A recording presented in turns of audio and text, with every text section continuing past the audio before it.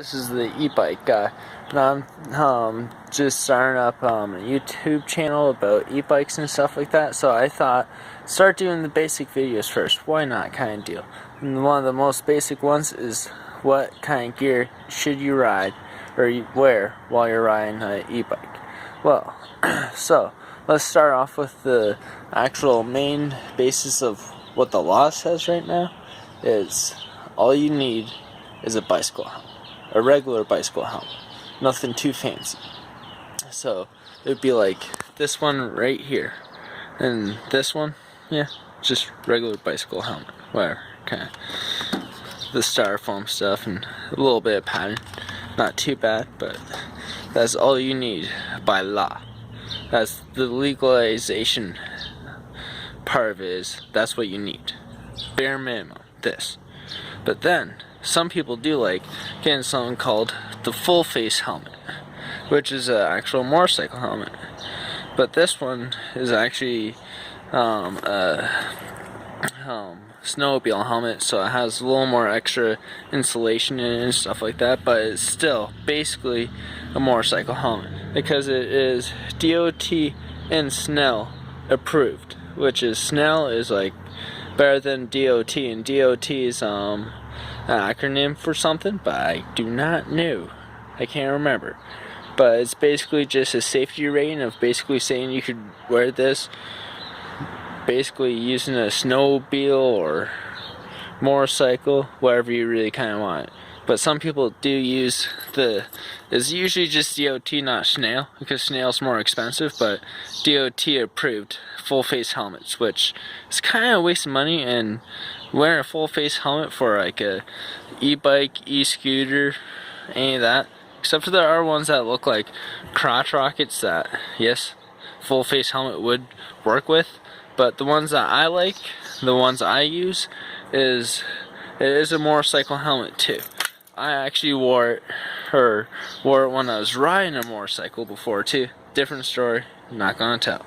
But it's also a DOT approved, and HGAC is just basically the brand name of the company, and it's actually pretty good. I like them. I wear it, and yes, I sticker bombed it out. If you want to know the stories behind the stickers, just give me a message and be like, what's the stories, and I'll give them to you, or comment on it, comment on this video. Another thing, so as I said, I used to ride motorcycle, so I have these gloves. They're hard knuckle gloves, so it's like really hard plastic right at the knuckles. I don't say you have to wear these wearing it or riding an e-bike, but if you follow the law and actually ride on the road and kind of just ride it like that, then possibly wear the gloves. But they're not 100% needed if you're going to be on the sidewalks or bike trails. So yeah. But then also another thing I have is a nice denim jacket. And it's also not necessary, because if it gets like really hot and you just don't want to wear a jacket on an e-bike, you don't have to. You're only going 32. If you do wipe out, you might get some road rash, but it's not as bad as like what a motorcycle would have, so it's not bad. Then this is another e-bike, actual e-bike helmet I have. It has a sticker that said Volt. Try to start ripping it off, but it didn't overly work, so I stopped. But it's also another DOT approved helmet, which is actually from like an e-bike shop and is sold for e-bikes. I got that one for right cheap, so I bought it. But it's a little big. It's an extra large. That's just a regular large. Pretty sure that's an extra large. Don't know what that is.